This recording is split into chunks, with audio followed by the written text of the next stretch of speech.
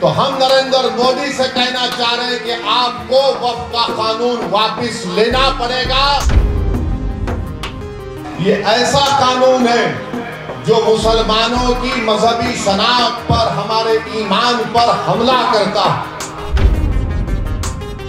मैंने आप तमाम की तरफ से भारत की पार्लियामेंट में बीजेपी के 3 एमपियों के सामने कहा कि ये काला कानून है, मैं इस काले कानून को फाड़ता हूं, हम इसको मुस्तरद करते हैं। नरेंद्र मोदी ने अपने यार को फायदा पहुंचाने के लिए इस कानून में सेक्शन 2C को ला लिया।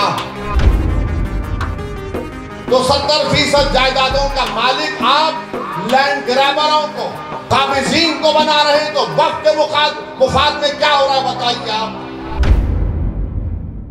कि हम अपने वजीर आजम से कहना चाह रहे हैं कि आप तारीख में अपना कैसे नाम लिखाना चाहते हैं, एक सियासतदान के तौर पर या स्टेट्समैन के तौर पर।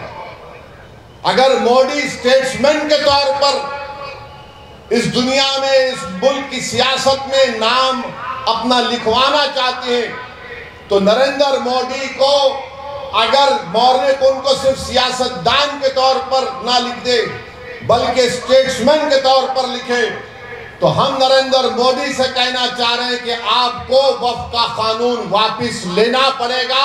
अगर आप नहीं लेंगे तो आप स्टेट्समैन नहीं, सिर्फ एक पॉलिटिशियन कहलाएंगे आप। इसलिए कि ये ऐसा कानून है, नारा लगाएंगे और आखिर में लगाएंगे। पाकिस्तान को भी पहुंचना हमारी आवाज, और दिल्ली नरेंद्र मोदी के भी कान तक पहुंचना लगाएंगे इंशाअल्लाह। ये ऐसा कानून है जो मुसलमानों की मजहबी शनाख्त पर, हमारे ईमान पर हमला करता है।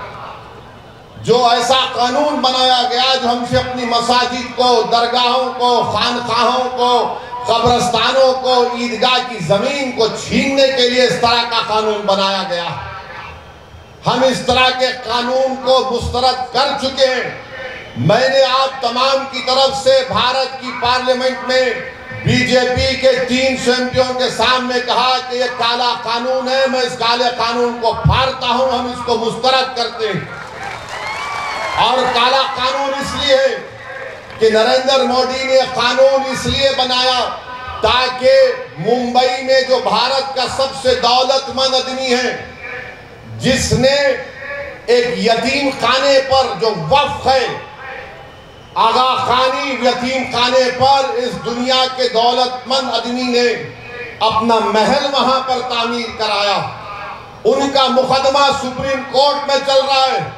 तो नरेंद्र मोदी ने अपने यार को फायदा पहुंचाने के लिए इस कानून में सेक्शन 2C को ला लिया और कहा कि कानून बनने से पहले जो ट्रस्ट होगा और इस कानून के बाद जो ट्रस्ट होगा वो वक्फ नहीं होगा, क्योंकि उस दौलतमंद आदमी ने आगा खानी वक्फ ट्रस्ट से जमीन को 22 करोड़ में खरीदा। तो यह कानून मोदी अगर किसी को फायदा पहुंचा रहे हैं तो अपने दोस्तों को फायदा पहुंचा रहे हैं। मैं महाराष्ट्र के मुख्यमंत्री जो ज्यादा ही मोहब्बत करते हैं असदुद्दीन ओवैसी से, मैं उनसे पूछना चाह रहा हूं, क्या तुम उस दौलतमंद आदमी की बिल्डिंग को हासिल करोगे जो हमारी सफों में मीर जाफर, मीर सादिक और अबू जहल और अबू लहब के जानशीन हैं? मैं तुमसे पूछ रहा हूं, क्या तुम जाकर उस बिल्डिंग को हासिल करोगे जो यतीम खाने पर बनाई गई है? मगर कानून ऐसा बना दिया गया कि जैसे ही सुप्रीम कोर्ट ने अपना फैसला सुनाया, वो शख्स सेक्शन 2C के तहत उस यतीम खाने का मुकम्मल मालिक बन गया और हम उस जायदाद को खो दिए। ये कानून बनाया गया। ये बार बार बीजेपी के लोग बोलते हैं नहीं नहीं कब्जे हो गए।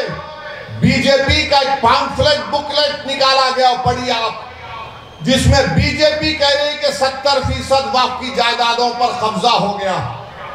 चलिए, जब कब्जा हो गया तो आप लिमिटेशन का कानून क्यों इस्तेमाल कर रहे हैं?